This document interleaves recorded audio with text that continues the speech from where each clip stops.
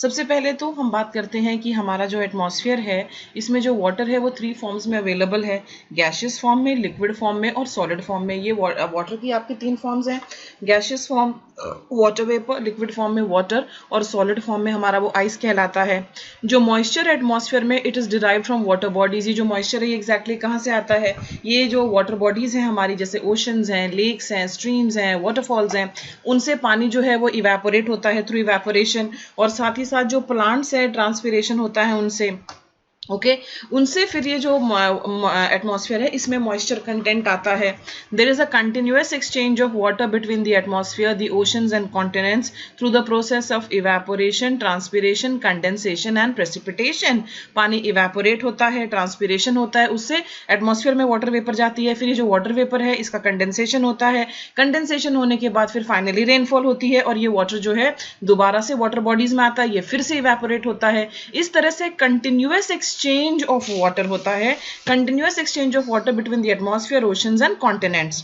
जो ओशंस हैं जो कि 71% ऑफ द अर्थ सरफेस को कवर करते हैं, ओशंस में 97% of all earth's water reserves हैं। बहुत इंटरेस्टिंग इंफॉर्मेशन है ये कि हमारा जो प्लैनेट है अर्थ, उसका जो 71% है, 70% 1% oceans covering 71% of the earth surface है, ठीक है। 3/4 ऑलमोस्ट हम ये कह सकते हैं कि आपका वाटर है, ओशंस है, लेकिन इसमें 97% of all earth water reserves है। और जब बारिश भी होती है, प्रेसिपिटेशन भी होती है, तो 74% जो है वो डायरेक्टली जाकर ओशन में गिरती है और केवल 26% ऐसी है जो लैंड सरफेस के ऊपर गिरती है। ये देखिए, ये हमारी सिंपल सी वाटर साइकिल बनी हुई है, ये हमारी वाटर बॉडीज हैं। सन जो है वो हीट एनर्जी प्रोवाइड करेगा, और सन जो हीट एनर्जी प्रोवाइड करेगा उससे क्या होगा, उससे जो वाटर है वो इवेपोरेट होगा, इवेपोरेट होने के बाद वो आपकी क्लाउड फॉर्मेशन बनेगी, और उसके बाद जो हमारा अपर एटमॉस्फेयर है उसमें विंड मूवमेंट वगैरह होते हैं, तो उनसे ये जो क्लाउड्स हैं in the direction of the wind ये जाएंगे, और उसके बाद फिर फाइनली क्लाउड फॉर्मेशन के बाद जब सैचुरेशन पॉइंट वगैरह होगा तो प्रेसिपिटेशन होगी, रेनफॉल होगी, उसके बाद फिर प्लांट से ट्रांसपिरेशन होगा, और फिर जो रेनफॉल होगी तो वाटर बॉडीज में वापस आएगी, फिर ट्रांसपिरेशन इवेपोरेशन से दोबारा से क्लाउड फॉर्मेशन होगा। तो ये सारी की सारी प्रोसेस जो है इसको हम कहते हैं वाटर साइकिल।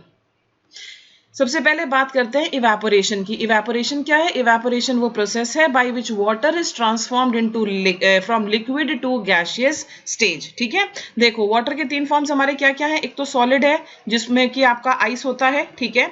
उसके बाद इसके अलावा हमारा क्या है, इसके अलावा वाटर जो है वो लिक्विड फॉर्म में है, ओके।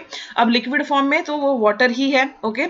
उसके बाद तीसरा हमारा जो है वाटर वो गैशियस फॉर्म में है, और गैशियस फॉर्म में वो क्या है, गैशियस फॉर्म में वो वाटर वेपर है। अब ये तीनों स्टेजेस जो है वो इंटरचेंजेबल है, सॉलिड से लिक्विड, लिक्विड से गैस, या फिर सॉलिड से गैस, ओके। ये तीनों की तीनों जो है हमारी इंटरचेंजेबल है। अब ये मैं आपको बताती हूँ कि जब वाटर जो है, जस्ट अ मोमेंट, जब वो आइस से सॉलिड से लिक्विड में चेंज होगा, कब वो सॉलिड से लिक्विड में चेंज होता है, सॉलिड से लिक्विड में जो चेंज होने की प्रोसेस है उसको हम मेल्टिंग कहते हैं, या फिर हम उसको पिघलना कहते हैं, ठीक है। उसके बाद यहाँ पर आपसे कहा गया है कि लिक्विड से वो गैसियस स्टेज में चेंज होता है, लिक्विड से गैसियस स्टेज में वो चेंज होता है, इसको हम क्या कहते हैं, इसको हम इवेपोरेशन कहते हैं, ठीक है। और उसके बाद फिर जो हमारा जो है यहाँ पर आप देखिए कि गैसियस स्टेज से वो सॉलिड में भी चेंज होता है, इसको हम क्या कहते हैं, इसको हम सब्लिमेशन कहते हैं, ठीक है। अब सिमिलरली यहाँ पर हमने क्या देखा, वो सॉलिड से लिक्विड में चेंज हो रहा है, लेकिन वो लिक्विड से सॉलिड में भी तो चेंज होता है। लिक्विड से सॉलिड में वो कब चेंज होता है, जब वो फ्रीज होता है, राइट। पानी जो है वो फ्रीज होकर आइस बन जाता है। सिमिलरली यहाँ पर हमने देखा वो लिक्विड से गैसियस स्टेज में चेंज हो रहा है, परंतु वो गैसियस से लिक्विड में भी चेंज होता है। जब वो गैसियस से लिक्विड में चेंज होता है तब हम उसको कंडेंसेशन कहते हैं। आप कभी अगर पानी उबालते हैं और उसके ऊपर एक लिड रखना आप, तो आप क्या देखेंगे कि लिड के नीचे छोटे छोटे टाइनी ड्रॉपलेट्स ऑफ वाटर हैं। वो कैसे आए, वो ऐसे आए कि पहले तो पानी वाटर वेपर में चेंज हुआ और फिर जाकर वो लिड के नीचे से वहां पर सेटल हो गया, वहां पर टेम्परेचर थोड़ा कम था तो वो कंडेंस हो गया। अब यहां पर हमने क्या देखा कि गैसियस से जब वो सॉलिड में चेंज होता है तो उसको सब्लिमेशन कहते हैं, लेकिन जब सॉलिड से गैसियस में चेंज होता है तो हम इसको कहते हैं डिपोजिशन। ऐसा भी होता है कि वो सीधे आइस क्रिस्टल्स में चेंज हो जाता है। हीट जो है वो मेन कॉज है इवेपोरेशन के लिए। Saturated layer is replaced with the unsaturated layer by movement of air. Yes, saturated का मतलब क्या है? सैचुरेटेड का मतलब है कि जितना मॉइस्चर कंटेंट उसमें होना चाहिए उतना हो चुका है, उसको हम सैचुरेटेड कहते हैं, कि अब वो और मॉइस्चर कंटेंट जो वो पार्सल ऑफ एयर अब्सॉर्ब नहीं कर पा रहा है। Saturated layer is replaced with the unsaturated layer by movement of air. Hence, greater the movement of air, greater is the evaporation. जितना ज़्यादा movement of air होगा उतनी ज़्यादा evaporation होगी. Temperature at which the water starts evaporating is referred to as latent heat of vaporization. बहुत important है ये। Latent heat of vaporisation क्या होता है? जब एक सब्सटेंस जो है वो लिक्विड फॉर्म में है, ठीक है, वो लिक्विड स्टेट में है, उसको हम हीट एनर्जी प्रोवाइड करते हैं, ठीक है, और हीट एनर्जी हम उसको प्रोवाइड कर रहे हैं तो वो चेंज हो रहा है फ्रॉम लिक्विड टू वेपर, ठीक है, फ्रॉम लिक्विड टू वेपर। इस प्रोसेस के लिए जो उसको एनर्जी चाहिए उसको हम कहते हैं लैटेंट हीट ऑफ वेपराइजेशन। मान लीजिए पानी जो है वो 100 डिग्री पर है, हमारे पास 1 लीटर पानी है, जब तक ये पूरे का पूरा 1 लीटर जो है गैसियस फॉर्म में चेंज नहीं हो जाता, हम इसको हीट एनर्जी प्रोवाइड करते रहेंगे, तो ये है हमारा latent heat of vaporisation. Temperature at which the water starts evaporating उसको is referred to as latent heat of vaporisation. Okay, latent heat of vaporisation के बाद अब हम बात करते हैं increase in temperature increases water absorption and retention capacity of a given parcel of air. हमारे पास एक गिवन पार्सल ऑफ एयर है, इसमें अपना एक मॉइस्चर कंटेंट होगा। अगर आप चाहते हैं कि इसका मॉइस्चर कंटेंट बढ़ा दिया जाए, ओके, बढ़ा दिया जाए तो क्या होगा? मान लीजिए ये 15 डिग्री सेंटीग्रेड पर है, अगर हम इसका मॉइस्चर कंटेंट बढ़ाना चाहते हैं तो आप हीट एनर्जी बढ़ा दीजिए। हीट एनर्जी बढ़ेगी तो टेम्परेचर इंक्रीज होगा। टेम्परेचर मान लीजिए अब हमने कर दिया 20 डिग्री सेल्सियस, तो और ज्यादा पानी इवेपोरेट होकर इसमें जाएगा, राइट। तो जब हम टेम्परेचर बढ़ाते हैं, increase in temperature increase water absorption and retention capacity of the given parcel of air. दिए गए हवा के अंश में जल को अवशोषित करने व धारण करने की क्षमता तापमान में वृद्धि के साथ बढ़ती है। इसी प्रकार से अगर मॉइस्चर कंटेंट लो है, okay, similarly if the moisture content is low, air has a potentiality of absorbing and retaining moisture. Temperature बढ़ाओगे तो एयर सैंपल की वाटर रिटेंशन कैपेसिटी बढ़ेगी, टेम्परेचर घटाओगे तो वाटर रिटेंशन कैपेसिटी घटेगी। जो हमारा हाईएस्ट एनुअल इवेपोरेशन है वो होता है हमारा सब ट्रॉपिक्स में of the west north Atlantic and north Pacific में, because of influence of the Gulf Stream. Evaporation के लिए कौन कौन से ऐसे फैक्टर्स हैं जो कि हमारे रेट ऑफ इवेपोरेशन के ऊपर असर डालते हैं? सबसे पहला तो है हमारा अमाउंट ऑफ वाटर अवेलेबल। अब देखो डेजर्ट रीजन्स में सरप्लस हीट अवेलेबल है पर पानी ही अवेलेबल नहीं है, तो सबसे पहले तो अमाउंट ऑफ वाटर अवेलेबल। फिर तापमान कितना है? 15 डिग्री पे कम इवेपोरेशन होगा, 40 डिग्री पे और ज्यादा होगा, 45 डिग्री पे और ज्यादा होगा। ओके, तो फिर नेक्स्ट है हमारा टेम्परेचर। फिर उसके बाद है रिलेटिव ह्यूमिडिटी क्या है, ओके, रिलेटिव ह्यूमिडिटी हम आगे डिस्कस करेंगे। फिर है एरिया ऑफ इवेपोरेटिंग सरफेस, क्या कोई ऐसी वाटर बॉडी है जो गहरी बहुत है परंतु चौड़ी ज्यादा नहीं है, तो वहां पर इवेपोरेशन कम होगा। लेकिन अगर कोई चौड़ी वाटर बॉडी है लेकिन तो ऐसी सिचुएशन में वहां पर इवेपोरेशन ज्यादा होगा। विंड स्पीड क्या है, ये भी इंपॉर्टेंट है, क्योंकि एक बार एक एयर पार्सल सैचुरेट हो जाता है, अगर विंड्स उसको वहां से हटा दें और उसकी जगह एक दूसरा अनसैचुरेटेड पार्सल ऑफ एयर आ जाए तो फिर ये भी इफेक्ट करता है इवेपोरेशन को, तो बहुत इंपॉर्टेंट है। okay, wind speed. Whenever there is combination of high temperature, very low relative humidity, strong winds, rate of evaporation जो होता है exceptionally high होगा। ऊंचा तापमान हो और strong winds हो और low relative humidity हो तो रेट ऑफ इवेपोरेशन जो है आपका हाई होगा। अब मैं आपको थोड़ा सा बताना चाहूंगी कि ये रिलेटिव ह्यूमिडिटी एग्जैक्टली होती क्या है, ब्रीफली बताती हूँ आपको। यहाँ पर देखो, एयर के अंदर एक अपना मॉइस्चर कंटेंट होता है, okay, amount of moisture in the air, okay, amount of moisture in the air जो एग्जैक्टली अभी एक्चुअली है amount of moisture in the air. अगर आप इसको डिवाइड कर देते हैं और डिवाइड कर देते हैं what the air can hold at that temperature, okay, कि उसकी जो मैक्सिमम कैपेसिटी है what the air can hold, तो ऐसे में आपको जो मिलता है इसका आंसर वो आपकी रिलेटिव ह्यूमिडिटी होता है। ठीक है, अब अमाउंट ऑफ मॉइस्चर अगर कम है हमारा and what the air can hold, तो ऐसी सिचुएशन में ये रिलेटिव ह्यूमिडिटी आपकी हाई कम आएगी, राइट। तो ये जो है हमें रिलेटिव ह्यूमिडिटी एग्जैक्टली हमें ये बताती है कि how close are we to air being saturated, ठीक है ना। अगर एयर ऑलरेडी सैचुरेटेड है तो इसका मतलब क्या हुआ, इसका मतलब ये हुआ उस पर्टिकुलर टेम्परेचर पे एयर में और मॉइस्चर कंटेंट नहीं हो सकता। सैचुरेटेड का मतलब है कि उसने अपनी फुल कैपेसिटी ले ली है, राइट। तो यहां पर यही कहा गया है कि अगर लो रिलेटिव ह्यूमिडिटी है, स्ट्रॉन्ग विंड्स है, हाई टेम्परेचर है, तो ऐसी सिचुएशन में जो इवेपोरेशन रेट है वो एक्सेप्शनली हाई होगा। इवेपोरेशन जो है it is inversely proportional to salinity of water. Salinity का भी एक इंपॉर्टेंट रोल है, ठीक है। जितनी ज्यादा सैलिनिटी होगी उतना ही कम इवेपोरेशन होगा, दोनों इनवर्सली प्रोपोर्शनल हैं। Rate of evaporation is always greater over fresh water and then over salt water. जितना फ्रेश होगा पानी उतना ज्यादा इवेपोरेशन होगा। Water from plants generally evaporates at a faster rate than from land. The transformation of water vapor into water is called condensation, ठीक है।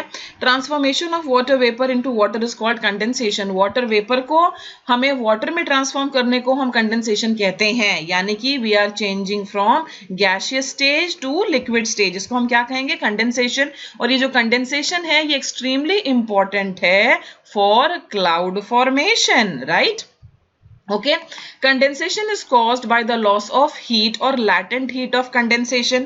Latent heat of condensation क्या है, जिस प्रकार से हमारी एक latent heat of vaporization थी उसमें हम क्या कर रहे थे, उसमें हम एक लिक्विड को वेपर फॉर्म में चेंज कर रहे थे। ओके, जितनी एनर्जी हमें चाहिए कि पूरे लिक्विड को हम वेपर फॉर्म में चेंज करें वो थी हमारी latent heat of vaporization। अब latent heat of condensation क्या है, ये है कि vapour latent condensation is caused by loss of heat, right. तो कितनी हीट लूज की जाए जिससे कि वो जो वेपर है वो पूरे का पूरा लिक्विड में फॉर्म हो जाए, उसको चेंज हो जाए, उसको हम कहते हैं लैटेंट हीट ऑफ कंडेंसेशन।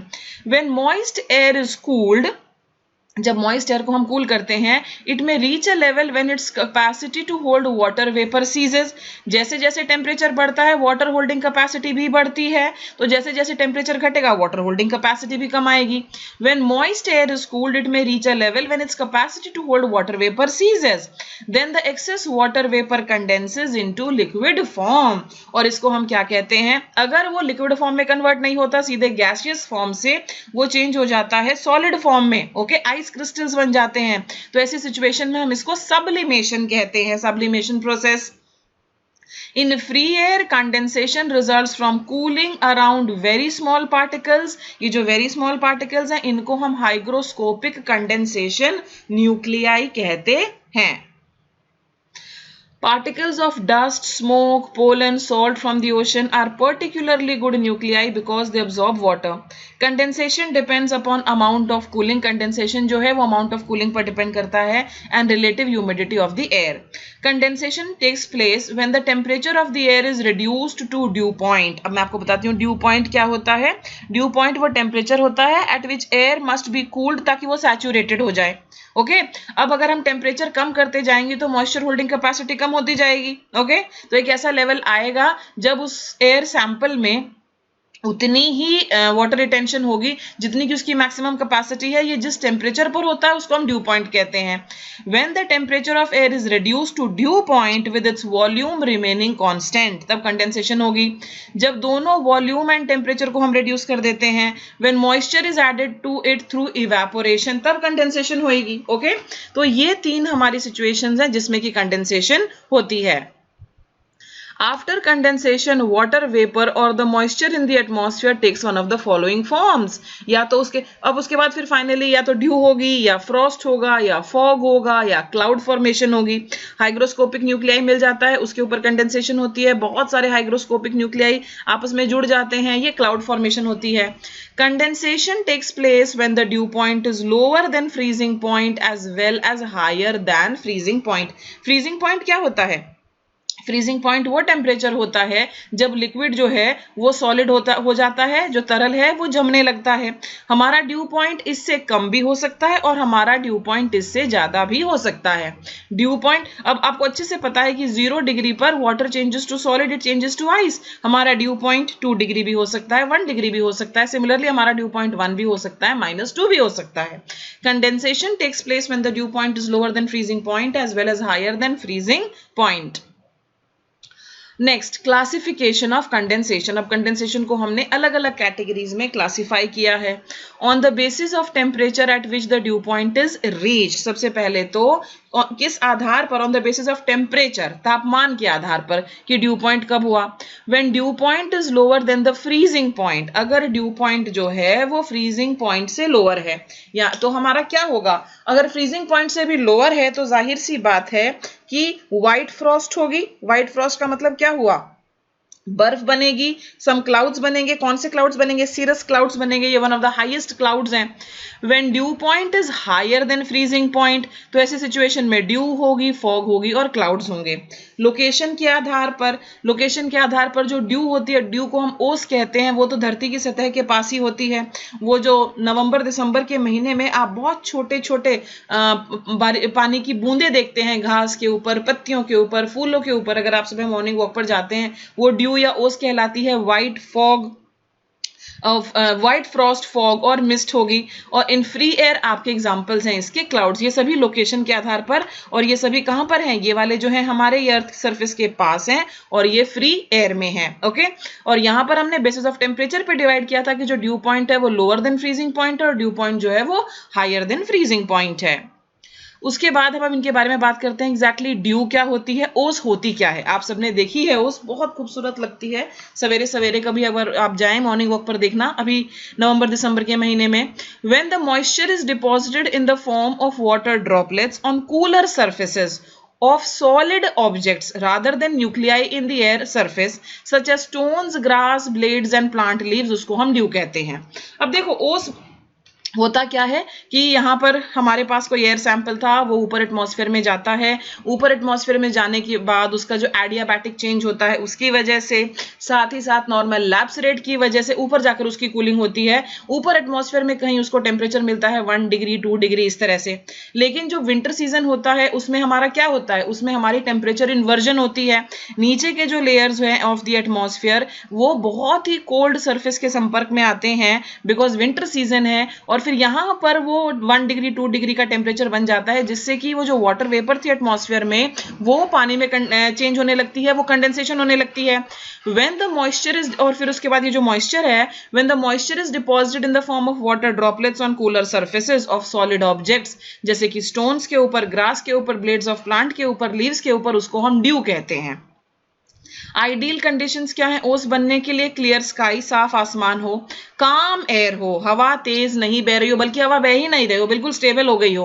क्योंकि वो क्या, अगर हवा बह रही होगी तो क्या होगा, वो यहाँ पर जो जबरदस्त कूलिंग हुई है वो उसको बहाकर लेकर कहीं और चली जाएगी और ऊपर के जो वार्मर लेयर्स हैं वो नीचे आ जाएंगे। हाई रिलेटिव ह्यूमिडिटी हो, यस, जो हवा का सैंपल है उसका ऑलमोस्ट सैचुरेशन पॉइंट पहुंच गया हो। कोल्ड एंड लॉन्ग नाइट्स हो, लंबी रातें हो, सूरज जो है वो 5 बजे शाम को छिप गया और सुबह 8 बजे तक दर्शन नहीं देगा, उससे क्या होगा, उससे एक्सट्रीमली कोल्ड होने की संभावना है इस लेयर की, तभी तो इसके ऊपर का जो लेयर ऑफ एयर है वो भी ठंडा हो जाएगा। Due point should be above the freezing point for the formation of due. Due point should be above the freezing point, क्योंकि अगर ड्यू पॉइंट जो है हमारा वो बिलो द फ्रीजिंग पॉइंट बन गया तो जब कंडेंसेशन होगी तो वाटर नहीं बनेगा, ठीक है ना, बिकॉज अगर बिलो द फ्रीजिंग पॉइंट हो गया तब तो टाइनी आइस क्रिस्टल्स बन जाएंगे, और उसको हम किस नाम से जानते हैं वो हम आगे वाली स्लाइड में देखेंगे। ठीक है, चलिए ये देखो, ये छोटी छोटी पानी इस तरह से आपको बूंदे नजर आएंगी, इनको हम क्या कहते हैं, they are known as due.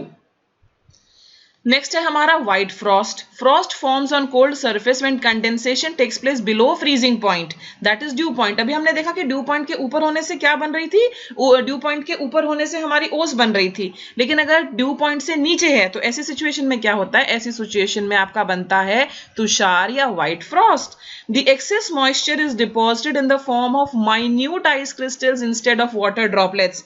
नवंबर के महीने में वॉक पे जाओगे तो ओस नजर आएगी, जैसे जैसे ठंड बढ़ेगी टुवर्ड्स लेटर दिसंबर, अर्ली जनवरी, आप क्या देखेंगे, आप छोटी छोटी व्हाइट कलर की बर्फ की कण देखेंगे पत्तों के ऊपर। अब क्या हो रहा है, पहले क्या हो रहा था कि जो आपका लैंड था वो इतना कूल हो रहा था कि उसके ऊपर का जो टेम्परेचर है 1 डिग्री 2 डिग्री 3 डिग्री इस तरह से था, वो फ्रीजिंग पॉइंट के ऊपर था। अब टेम्परेचर कम हो गया है, टेम्परेचर जो हो गया वो फ्रीजिंग पॉइंट के नीचे हो गया। आइडियल कंडीशंस क्या है, ये सेम है as formation of dew except that air temperature must be at or below the freezing point. ये देखो, इसको हम कहते हैं तुषार। ठीक है, ये देखो इस प्लांट के ऊपर किस तरह से जम गया है। आगे चलते हैं। अब फॉग क्या होता है, कोहरा क्या होता है, इसके बारे में बात करते हैं। When the temperature of an air mass containing a large quantity of water vapor falls all of a sudden, condensation takes place within itself on fine dust particles. जब बहुत अधिक मात्रा में जलवाष्प से भरी हुई वायु संहति अचानक नीचे की ओर गिरती है, तब छोटे छोटे धूल के कणों के ऊपर ही आपका कंडेंसेशन हो जाता है। अब ये So the fog is a cloud with its base at or near the ground. अगर ये upper layers of the atmosphere में होता है तब तो हम इसको बादल कह देते हैं, लेकिन बादल, ये वाला जो बादल होता है फॉग का, ये तो नियर द ग्राउंड ही फॉर्म हो रहा है क्योंकि विंटर सीजन है, जो lower layers of the atmosphere है वो ठंडे हैं। Because of the fog and mist visibility becomes very poor to zero. Northern India में ये एक्सीडेंट्स का बहुत बड़ा कारण होता है। In urban and industrial centres में तो क्या होता है कि जो स्मोक होती है वो बहुत सारे plenty of hygroscopic nuclei provide करती है for the formation of fog and mist. अब जब आपका जो फॉग है वो स्मोक के साथ मिक्सअप हो जाता है, highly dangerous to human life, ये मेडिकल इमरजेंसी डिक्लेयर करवा देता है, तब हम इसको कहते हैं smog. Such a condition when fog is mixed with smoke, इसको हम कहते हैं स्मॉग। ये देखो, ये है स्मॉग जब आपको चीजें सामने नजर ही नहीं आ रही हैं। ठीक है, ये स्मॉग है। अब हम बात करते हैं टाइप्स ऑफ फॉग की, कितने प्रकार की फॉग होती है। This is types, TYPES। Okay, radiation fog होती है, एडवेक्शन फॉग होती है, और भी एक होती है फ्रंटल प्रेसिपिटेशन फॉग, उसको हम कहते हैं। पहले तो मैं आपसे बात करती हूँ रेडिएशन फॉग के बारे में। It results from radiation. Okay, जो हमारा जो हमारा लैंड सरफेस था उसने हीट एनर्जी को रेडिएट बैक कर दिया आफ्टर सनसेट। जितनी भी उसको थोड़ी बहुत मिली थी दिन में, उसको सारी को रेडिएट बैक कर दिया। इनफैक्ट जितनी उसको मिली थी उसने उतने से ज्यादा ही रेडिएट बैक कर दिया, जिससे कि जो उसके ऊपर का लेयर ऑफ एयर था वो एक्सट्रीमली कोल्ड हो गया, और उसके बाद फिर फॉग फॉर्मेशन यही हो गया। इसको हम कहते हैं radiation fog. It results from radiation, radiation की वजह से ये होता है। Cooling of the ground and adjacent air, not very thick, बहुत थिक नहीं होता है। यूजुअल इन विंटर्स, यस, ये प्राय सर्दियों में पाया जाता है, सर्दियों में ही तो मिलेगा, तभी तो आइडियल कंडीशंस बनती हैं। फिर हमारा एडवेक्शनल फॉग है। एडवेक्शनल फॉग में क्या होता है कि जो मॉइस्ट एयर है वो एक कूल सरफेस के ऊपर से पास होती है, ओके, और उसके बाद फिर वो ठंडी हो जाती है। It is formed by condensation of warm air. अब देखो, वार्म एयर है, वार्मर एयर का मॉइस्चर कंटेंट ज्यादा होता है। जब ये किसी कोल्ड सरफेस के ऊपर से गुजरती है तो उसकी कूलिंग हो जाती है, उसके अंदर जो मॉइस्चर कंटेंट होता है वो from gaseous form to liquid form में चेंज हो जाता है। ये थिक और परसिस्टेंट होती है। It occurs over warm and cold water mixing zones in oceans. Frontal और प्रेसिपिटेशन फॉग, अब हम इसके बारे में बात करते हैं। अब इसमें क्या होता है, एक वार्म एयर मास और साथ ही साथ एक कोल्ड एयर मास, दोनों एक साथ आते हैं। वो जो वार्म एयर मास होता है वो राइज होता है, उसमें मॉइस्चर कंटेंट होता है, फिर कंडेंसेशन होकर आपकी रेनफॉल होती है या फॉग बनती है, उसको हम फ्रंटल या प्रेसिपिटेशन फॉग कहते हैं। It is produced due to convergence of warm and cold air masses when warm air mass is pushed under a heavier cold air mass. Okay, where warm air mass is pushed under a heavier cold mass. Precipitation in the warm air mass condenses to form fog at the boundary of the two air masses. Mist क्या होता है, mist को हम हिंदी में कहते हैं कुहासा। Mist जो है इसमें फॉग से ज्यादा मॉइस्चर होता है। कुहासे में कोहरे की अपेक्षा अधिक नमी होती है। जो each nuclei contains a thicker layer of atmosphere, ये आपको माउंटेनस रीजन्स में frequent over mountains as the rising warm air up the slope meets a cold surface. उसके बाद है it is also formed by water droplets but with lesser merging और coalescing means mist is less dense and quicker to dissipate. In mist, visibility is more than 1 kilometer but less than 2 kilometers. कुहासे में आप कितनी दूर तक देख सकते हैं, विजिबिलिटी कितनी है, ये 1 किलोमीटर से अधिक होती है लेकिन 2 किलोमीटर से कम है। ये देखो यहाँ पर आपको मिस्ट का कैसी होती है, इस तरह से हल्की हल्की सी धुंध ये दिखाया गया है। ये है फिर हमारा हेज। हेज हेज को हम ट्रेडिशनली एन एटमॉस्फेरिक फिनोमिना जहां पर dust, smoke, other dry particles obscure the clarity of the sky. अब इसमें क्या होता है कि आसमान हमें क्लियरली नजर नहीं आता, इसमें कोई कंडेंसेशन नहीं होती है। Smog is similar to haze but there is condensation in smog. Smog में क्या होता है, कंडेंसेशन होती है, हेज में हम देख रहे हैं कि कोई कंडेंसेशन नहीं है। Sources for haze particles include farming, ploughing in dry weather, traffic, industry and wild fires. ये हेज की एक पिक्चर है कि स्काई हमें क्लियरली विजिबल नहीं है। Water vapour present in the air is known as humidity. अब हम बात करते हैं ह्यूमिडिटी के बारे में। हवा में मौजूद जलवाष्प जो हैं उनको हम आर्द्रता कहते हैं। अब ये जो ह्यूमिडिटी है ये ह्यूमन लाइफ पर बहुत अच्छा असर डालती है, ठीक है। Water vapour present in the air is known as humidity. सबसे पहले तो कितनी प्रकार की ह्यूमिडिटी होती है, एक एब्सोल्यूट ह्यूमिडिटी होती है, एक रिलेटिव ह्यूमिडिटी होती है, स्पेसिफिक ह्यूमिडिटी होती है। और आपको बहुत अच्छे से पता होगा कि ह्यूमिडिटी को हम मापते किससे हैं। ह्यूमिडिटी को मापने के लिए एक इंस्ट्रूमेंट है जिसको हम हाइग्रोमीटर कहते हैं। सबसे पहले बात करते हैं एब्सोल्यूट ह्यूमिडिटी की। ओके, एब्सोल्यूट ह्यूमिडिटी की बात करते हैं। Actual amount of water vapour present in the atmosphere is known as absolute humidity. अगर आपको एक एयर सैंपल दिया गया है एक पर्टिकुलर टेम्परेचर पर, एक निश्चित टेम्परेचर पर, उसके अंदर जो मॉइस्चर कंटेंट है एक्चुअली जितना है उसको हम एब्सोल्यूट ह्यूमिडिटी कहेंगे, ठीक है। तो actual amount of water vapour present in the atmosphere is known as absolute humidity. It is weight of water vapour per unit volume of air and is expressed in terms of grams per cubic metre. इसको express कैसे करते हैं हम, इसको express करते हैं हम grams per cubic metre. इस तरह से हम इसको एक्सप्रेस करते हैं। Absolute humidity differs from place to place on the surface of the earth. बिल्कुल सही। ओशंस के ऊपर आप देखेंगे कि एब्सोल्यूट ह्यूमिडिटी ज्यादा है, ड्राई एरियाज के पास कम है क्योंकि सोर्स ऑफ वाटर ही नहीं है। Ability of air to hold water vapor depends entirely on the temperature. Warm air can hold more moisture than cold air. Percentage of moisture present in the atmosphere as compared to full capacity at a given temperature को हम कहते हैं relative humidity। अब यहाँ पर आपको relative humidity की definition क्या बताई गई है कि हम इसको percentage of moisture present in the atmosphere as compared to full capacity। तो absolute humidity को हम divide करते हैं by maximum capacity कितनी है उस particular temperature पर, उसको हम उसके बाद फिर इसको divide करके जो आपका निकलता है into 100 हम इसको multiply करेंगे तो finally आपको निकल कर आएगा relative humidity। With the change of air temperature, capacity to retain moisture increases or decreases and the relative humidity also gets affected. Relative humidity is greater over oceans and least over continents. Absolute humidity is greater over oceans because of greater ability of water for evaporation. जो relative humidity है it determines the amount of rate of evaporation and hence it is an important climatic factor. बिल्कुल सही है। अगर कम relative humidity होगी तो evaporation आपकी ज्यादा होगी, ओके। और अगर रिलेटिव ह्यूमिडिटी आपकी ज्यादा है तो फिर ऐसी सिचुएशन में इवेपोरेशन आपकी कम होगी। बहुत ही इंपॉर्टेंट क्लाइमेटिक फैक्टर है ये। Air containing moisture to full capacity at a given temperature, जितना होना चाहिए उतना ही है, मैक्सिमम है, ठीक है। तो ऐसे एयर सैंपल को हम कहते हैं सैचुरेटेड।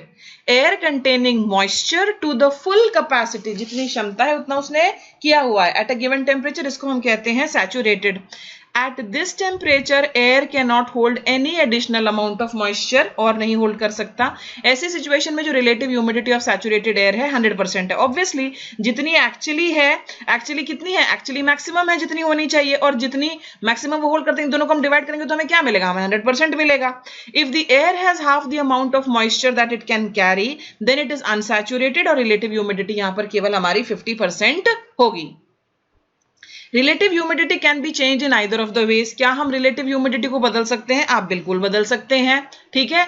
सबसे पहला तो relative humidity can be change in either of the two ways. पहला तो है by adding moisture through evaporation.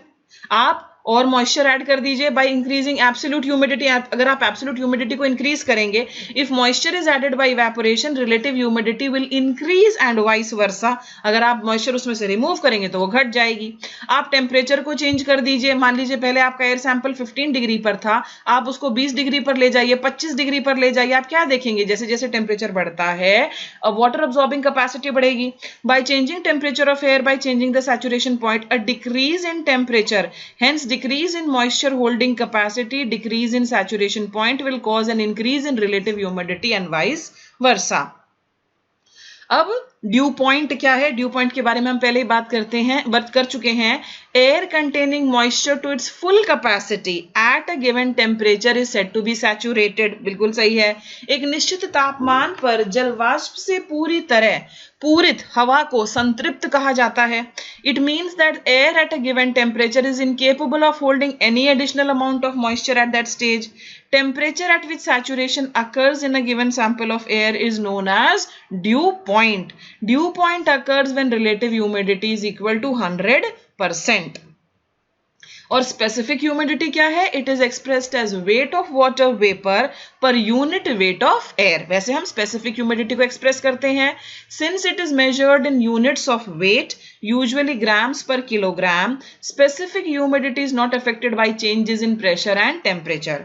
Absolute humidity, relative humidity ये वेरिएबल होती है, वेरे स्पेसिफिक ह्यूमिडिटी जो है वो आपकी कांस्टेंट होती है। ह्यूमिडिटी बहुत ही इंपॉर्टेंट रोल प्ले करती है जब आपका जुलाई का महीना होता है और बारिश भी हो रही है और गर्मी भी आप बड़ा चिपचिपा सा महसूस करते हैं। वो क्यों है? क्योंकि अभी गर्मी का सीजन पूरी तरह से गया नहीं है और साथ में बारिश भी हो गई, तो जो मॉइस्चर कंटेंट है एयर में वो काफी ज्यादा बढ़ गया है। ओके, और उस टाइम में हमारे जो कूलर्स होते हैं वो बिल्कुल फेल हो जाते हैं। ओके, और उस टाइम में एसी आपका काम आता है। जो अस्थमा पेशेंट्स वगैरह हैं उनको ह्यूमिडिटी इंक्रीज होने से दिक्कत भी हो जाती है। ठीक है, तो इसी के साथ ये वीडियो प्रेजेंटेशन खत्म होती है। I wish you all the best. Thank you for watching. Bye bye.